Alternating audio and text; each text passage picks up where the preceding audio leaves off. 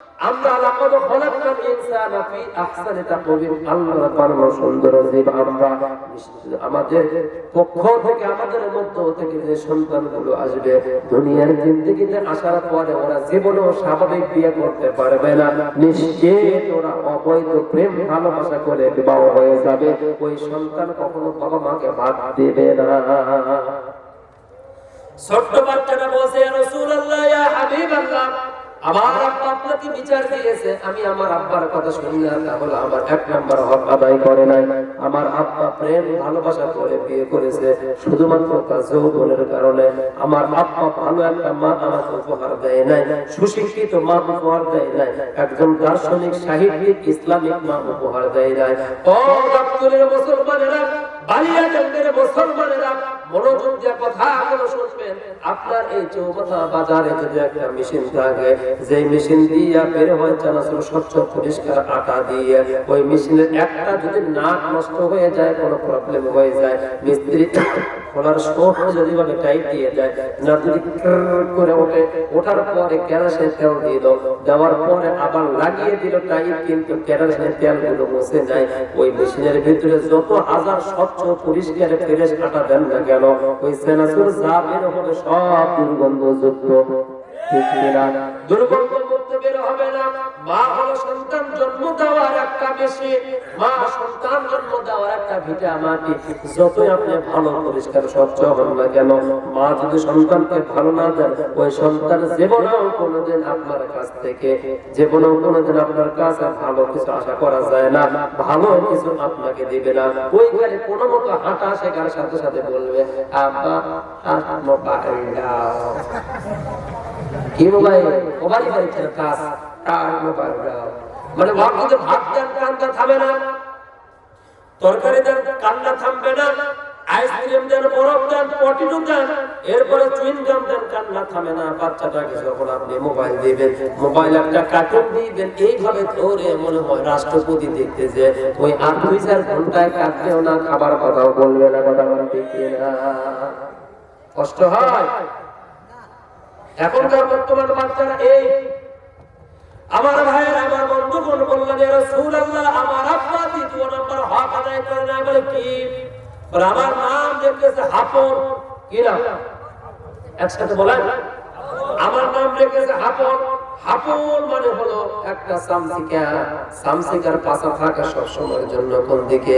উপর দিকে। দেখবেন কাছে যখন ঝুলে থাকে উপর দিকে সামসিকা থাকে, খাবার গুলো নষ্ট করে দেয়, এরা কখনো পা নাই, দুইটা পাখা দিয়ে ওরে, দুইটা পাখা দিয়ে ধরে। এই সামসিকার পাশা সব সময় আলো যেদিক দেখে, ওই দিকে পাছাটা আলোর দিকে দিয়ে থাকে।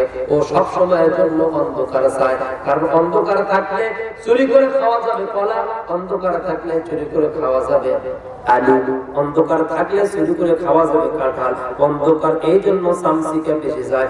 বাংলাদেশে বর্তমানে কিছু নেতা আছে আমার এলাকায়, এরা চায় ইসলামিক রাষ্ট্র যেন না হয়, হুজুরেরা জানে ক্ষমতায় না যেতে পারে, কারণ হুজুরেরা ক্ষমতায় গেলে ওর ব্রিজ কালভার্ট, বয়স্ক ভাতা, এরপরে আপনার ওই জন্ম মানে কি বলে বাচ্চা জন্ম দিলে যে জন্ম ভাতা,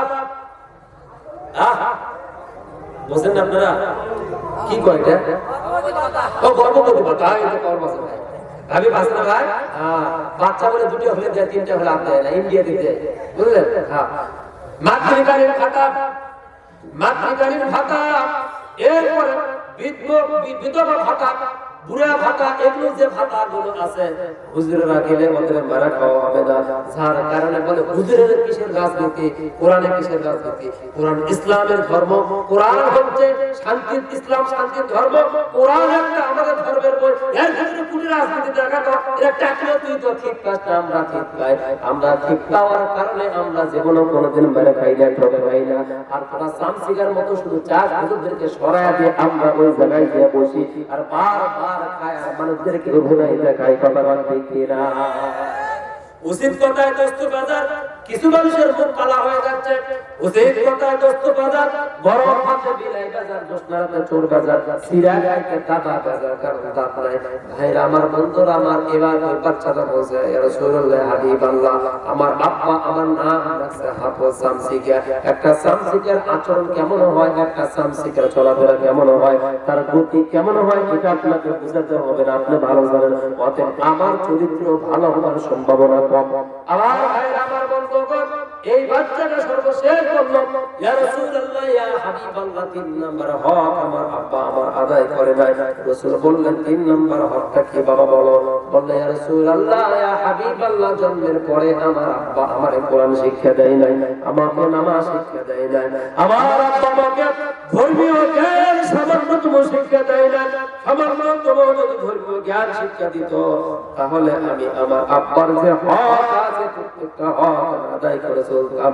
আমার আব্বা ধর্মীয় কোরআনের জ্ঞান শিক্ষা দেয় না, আখিরাতের জ্ঞান শিক্ষা দেয় না, জান্নাত জাহান্নাম সম্বন্ধে আমার আব্বা জীবনে একটা দিনের জন্য বলে নাই। এমনও বাবা বর্তমানে কালিয়াগঞ্জে আছে না নাই? অমুক কিরামত মজলিস শুনিসনি? কেন শুনিসনি রে? অমুক কিরামত মজলিস তুই যাস না কে? অমুকের কাছে খাল বাসন বাঁধতে নিয়ে গেল, তুই কবে যাবো? খালি বাড়ির খাওয়া দেখিস, গরু কাটিছে দুটো, মোষ কাটিছে একটা, 4টা ছাগল কাবু করেছে, দেখিস নি যাস না, এখন 1200 তাড়াতাড়ি বাড়া হয় না? এরকম কয়। তারপরে বলে অমুক জায়গা ইসলামের ভাত খাওয়া যাবে, বাবা মা এরকম ভাবে খাওয়ার দিকে পাঠায় দেয়, চুরি করা ডাকাতি করার দিকে পাঠায় দেয়। কিন্তু কোরআন হাদিস যে পড়তে হবে, কোরআন হাদিস যে স্বচ্ছভাবে নির্ভুলভাবে জানতে হবে। অনেক বাবা মা আছে এই জায়গা থেকে আমরা অনেকে বিরত।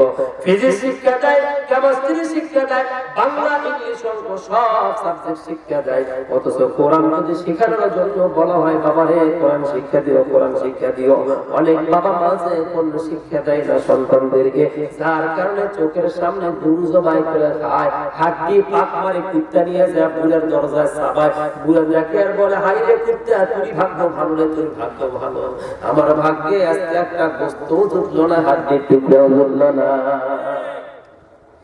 আমার ভাইরা আমার, বন্ধুগণ, বুঝানোর জন্য এক্সাম্পল একটু ঢাকা শহরে যাই, চলেন ঘুরে আসি। ঢাকা আসাবার আপনাদের বৌমা ম্যাডাম খালেদা জিয়া অসুস্থ, দোয়া করবেন আল্লাহ যেন তাকে শিফা আজিলা কামিলা দান করে দেয়। কারো পক্ষে কথা বলতেছি না বাবা, মানুষের জন্য দোয়া করতে হবে। আল্লাহ মাশকুরুন নাস ফালা মাশকুরিল্লাহ, যে ব্যক্তি মানুষের প্রশংসা করতে জানে না, ওই ব্যক্তি কখনো আল্লাহর কৃতজ্ঞ অর্জন করতে পারে না। বগুড়া শহর একটা মডেল সুন্দর টাউন করেছে, অন্য বিভিন্ন শহরে যান, রংপুরে যান, এত সুন্দর টাউন নাই। সম্মানিত ভাইয়েরা আমার, ম্যাডাম খালেদা জিয়া ঢাকায় একটা বৃদ্ধাশ্রম বানাইছে, যে জায়গায় মা বাবাকে সন্তানরা যখন দেখতে পায় না, ভালোবাসে না, ওদের কাছে বসে না, যায় না, ওদেরকে দেখাশোনা করে না, ওই সমস্ত বিধবা বৃদ্ধ মানুষেরা, বুড়া মানুষেরা, বিধবা মানুষেরা জীবনের শেষ বয়সে গিয়ে সরকারি খাবে, সরকারি থাকবে, সরকারি চিকিৎসায় তারা বেঁচে থাকবে। এই জন্য একটা ঢাকা সাভারে বৃদ্ধাশ্রম বানাইছে। গত বছর এই ঘটনা কি বলছিলাম বলি নাই? বৃদ্ধাশ্রম বানাইছে। দেখেন, সন্তানকে যদি সুশিক্ষায় শিক্ষিত না করা হয়, কত যে কষ্ট, কত যে যন্ত্রণার, কত বড় একটা শিক্ষা এই জায়গায় ঘটনা বললে বুঝতে পারবেন। ম্যাডাম খালেদা জিয়া যে ঢাকা সাভার যে বৃদ্ধাশ্রম বানাইছে, এই বৃদ্ধাশ্রমের ভিতরে একটা মহিলা দরজায় বসে বসে কাঁদে। ঠিক একটা সময় চাইয়া একটা স্কুলের দিকে, স্কুলের দিকে চাইয়া দেখে স্কুলটা 5 তলা, পুরোটা এয়ার কন্ডিশন। তাকায় দেখে একটা বাজে, তাকায় দেখে আর কাঁদে। কিছুক্ষণ পরে ভিতরে ঢোকে। যেদিন মা দিবস, পূর্বের দিবস, বিধবা দিবস, একটা দিবস, একজন সাংবাদিক গিয়ে বলছে, মা আপনি ভিতরে খাবার দিচ্ছে, ভিতরে মানুষের জন্য পরিচর্যা করতেছে, ভিতরে মানুষের জন্য সব ধরনের খাবারের ব্যবস্থা, সুব্যবস্থা আছে, আপনি খাবার দাবার ছেড়ে এই জায়গায় দরজায় এসে ওই স্কুলের দিকে তাকায় কি দেখতেছেন বুঝতে পারলাম না। সঙ্গে সঙ্গে এই বুড়া মহিলা বৃদ্ধ মা বলতেছে, হারে ওই মায়ের যন্ত্রণার কথা বলতে পারি না বাজার, মা হারিয়ে গিয়েছে, 22টা বছর হয়ে গেল।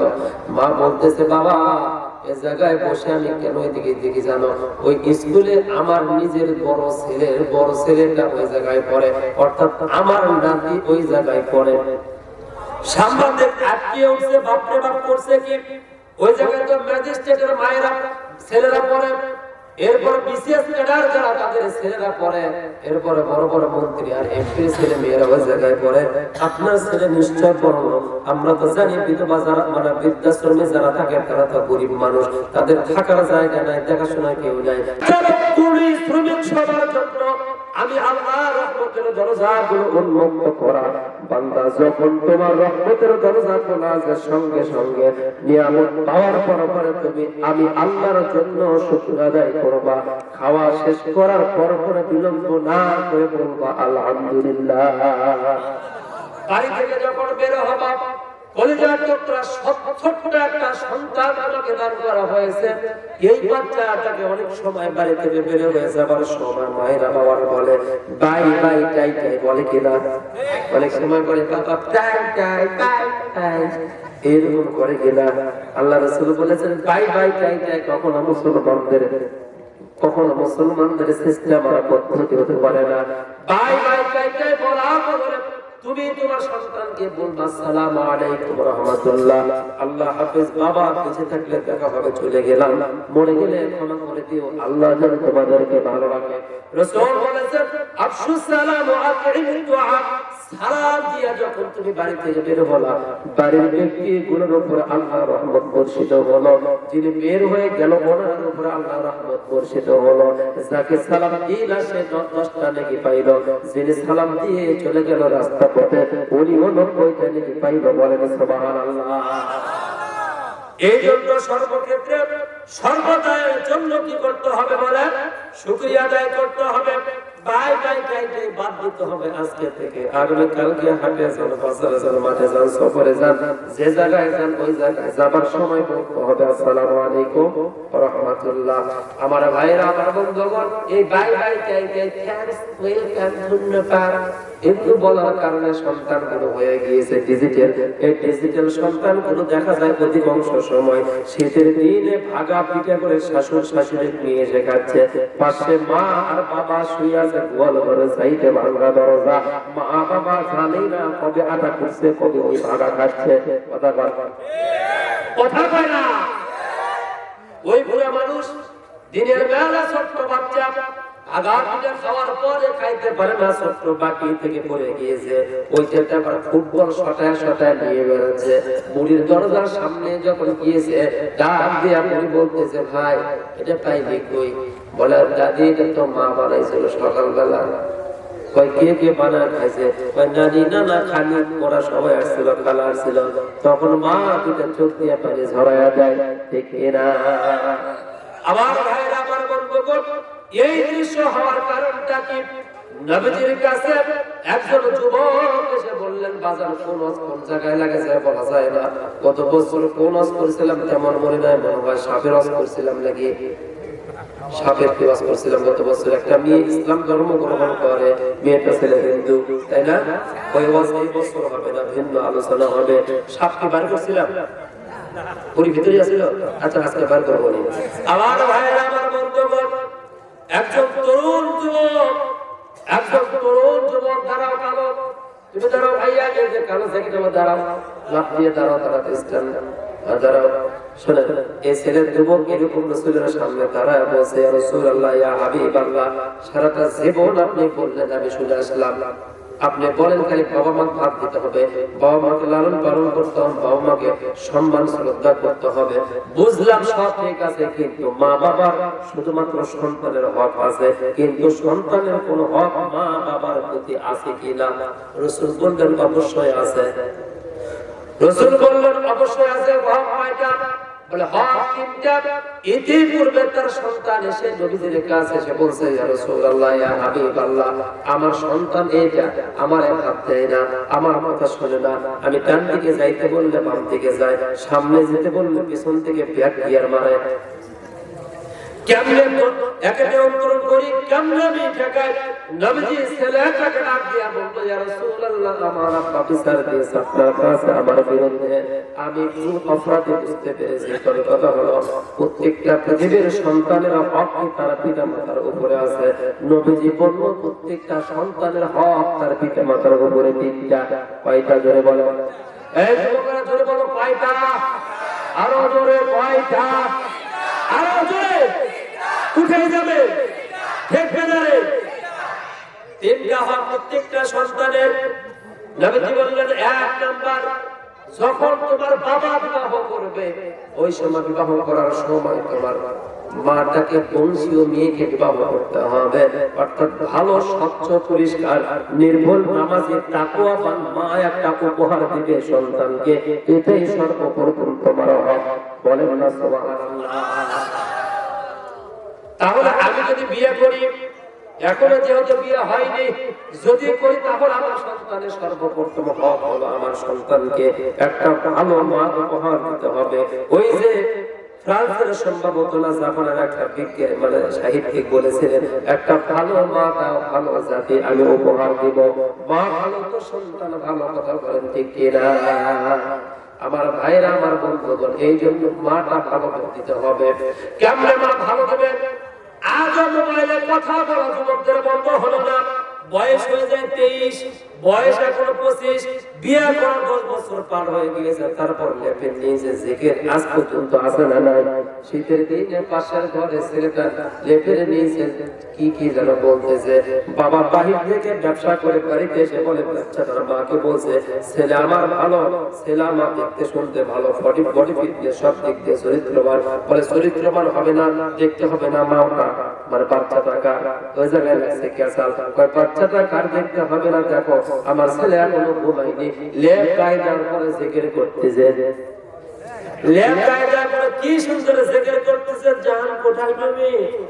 আগামী কালকে বগুড়া বড় পার্কের সাইডে যে একটা মার্কেটে থাকিও, গতদিনে যে ঘুরে আসছে, শোনা তোমার জন্য কিছু টাকা নিয়ে আমি একটা কিনেছি, শোনা টিভু পাখি, সামনে 14 ফেব্রুয়ারি আসতেছে, দেখা করবো না? और बाबार माँ झगड़ा লাগছে, আমার ছেলেটা নিজে জিকির করতেছে। কোন জিকির করতেছে? শীতের দিন আসার কারণে যুবক আর যুবতী, বিবাহিত অবিবাহিত যারা, এদের জন্য সবচাইতে বর্তমান সুযোগ বেশি।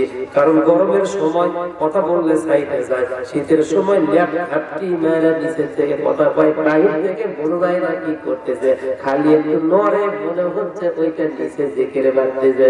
কথা বললে এরা আমার ভাইরা, আমার বন্ধুগণ, প্রেম করে ভালোবাসা করে বিয়ে করেছে। যুবক ছেলে বলছে, ইয়া রাসূলুল্লাহ, ইয়া হাবিবাল্লাহ, আমার বাবা আমার প্রথম হক আদায় করে নাই, আমি তার কথা আমি কেমনে শুনবো, তার কথা মোতাবেক কেমনে চলবো, মন মতো চাই না তার কথা শুনতে। বলে তোমার আব্বা তোমার হক আদায় করে নাই। প্রথম নাম্বার, বিবাহ করতে ভুল করেছে, এটা কেমনে তুমি জানো বা কেমনে তুমি জানবা? কারণ তোমার বাবার বিবাহের দিনে তো তুমি ছিলে না দুনিয়াতে, তোমার আব্বা কেমনে বিয়ে করলো এইটা নিয়ে তোমার আবার কনফিউশন কিসের? সঙ্গে সঙ্গে যুবক বলল, ইয়া রাসূলুল্লাহ, ইয়া হাবিবাল্লাহ, আমার আব্বা সামনে আমার আব্বাকে জিজ্ঞাসা করে দেখেন, আমার মা আমাদের বাড়িতে কাজ করতেছিল, আমার মা একজন দাসী। আপনি জানেন দাসীর চরিত্র কেমন? মক্কার জিন্দেগিতে আগের সময় দাসীর সিস্টেমটা বর্তমানে বিলুপ্ত হয়ে গিয়েছে। কোন মালিক যদি কোন মেয়েকে নিয়ে তার বাড়িতে কাজের জন্য নেয়, ওই মেয়েটাকে কিনে নেওয়ার কারণে ওর সাথে রাত্রে যাপন করবে, ওর সাথে শারীরিক সম্পর্ক করবে, বাড়ির কাজকর্মগুলো করে নেবে, এতে কোনো প্রবলেম নাই। আগের জামানায় ছিল, এখন এটা বিলুপ্ত হয়ে গিয়েছে, এইটা এখন নিষিদ্ধ হয়ে গিয়েছে। ইয়া রাসূলুল্লাহ, ইয়া হাবিবাল্লাহ, আমার মা একজন দাসী, আমার আব্বা দাসীকে বিবাহ করেছে। শুধুমাত্র দাসীকে বিবাহ করে না, দাসীর সাথে প্রেম করে বিবাহ করেছে। কন্যা উযুবিল্লাহ, প্রেমের মরা জলে ডুবে না, প্রেমের মরা জলে ডুবে না, প্রেম করতে একদিন ভাগতে দুদিন, আমার প্রেমার কইর না দরদে, প্রেমের মরা জলে ডুবে না, প্রেম কইরাছে আমার যুবক, ঘুম হয়েছে তারা হারাম গো, বসে এসএসসিতে ফেল করলো, ইন্টার গিয়া বদলি পরীক্ষা দেয়, প্রেমের মরা জলে ডুবে না,